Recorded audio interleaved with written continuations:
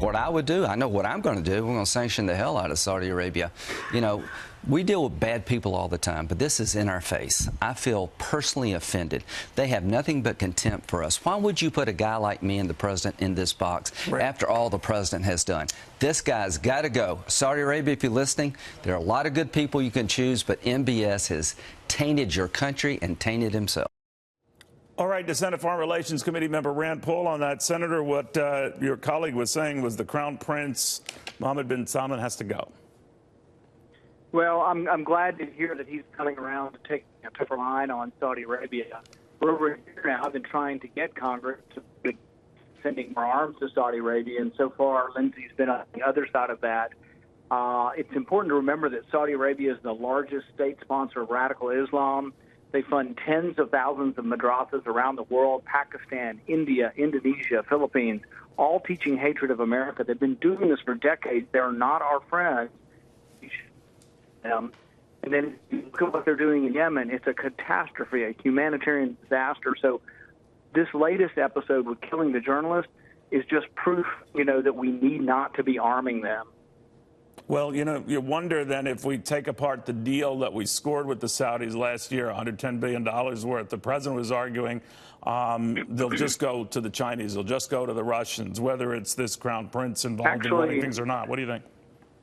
Actually, we have extraordinary leverage over them. It's been reported that their Air Force can't go a couple of months without spare parts. Their Air Force is entirely U.S. planes. They're dependent on us for parts, mechanics. They're entirely dependent on us. They can't last months without our help. So we have the leverage is in our hands. We tell them absolutely we are not going to do business with a government that chops up journalists, puts them in little bags, and then escorts them out of an embassy and dumps them somewhere. This is not civilized behavior. What they're doing is not civilized. What they're doing around the world in hatred of America is not civilized. We have been turning a blind eye to Saudi Arabia for decades. They are the worst actor out there promoting terrorism. So it sounds to me like, and we have a very bad connection with you, Senator. I hope I don't have to hang up on you here, but that the Crown Prince isn't alone the problem. It's the royal family itself. It's the pattern of behavior over the years that upsets you, right? So he could go, but you might have someone else who's just as inhospitable, right? In Pakistan, they fund over 20,000 madrasas that teach hatred of America and hatred of Western ways and hatred of Christianity. They polluted Indonesia, which used to have a much more mild mainstream Islam. They're polluting the Philippines with Wahhabism. So, yeah, the Saudis are bad actors. But here's the thing is, we don't need to just sanction 15 rogue actors that they hired to send over here, 16 thugs or 15 thugs. We need to not sell arms to the regime because the regime is a bad actor worldwide. Senator, I'd be remiss if I did mention there's another development today where a federal judge threw out the Stormy Daniels lawsuit versus the president. He went on to tweet after getting news of that, great, now I can go after Horseface, referring to Stormy Daniels, and her third-rate lawyer in the great state of Texas. She will confirm the letter she signed. She knows nothing about me, a total con. What did you think of that?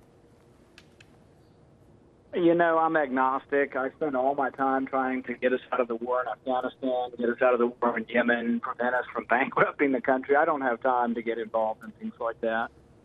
Do you find it tacky at this time that he is? I just have no opinion whatsoever. I stay completely out of that stuff because really we have too many important things to talk about. We've been at war for 17 years in Afghanistan, and I do bug the president. When I talk to the president, what I talk to him about is, let's get the hell out of Afghanistan. We have no military mission over there. There's no military solution. And so I guess I just want to spend all my time on that. I'm just not interested in all that. No, it's all right. I just wonder, you are trying to stick to that. The president did not. That worries some in your party that he's wandering off script here.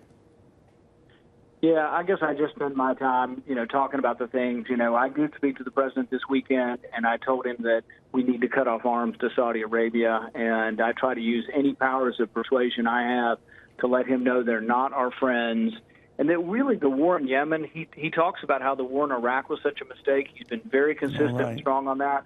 The war in Yemen is exactly the same way. It's going to lead to chaos, and it will lead to be another festering ground for terrorism. All right, Senator Rand Paul, thank you very much.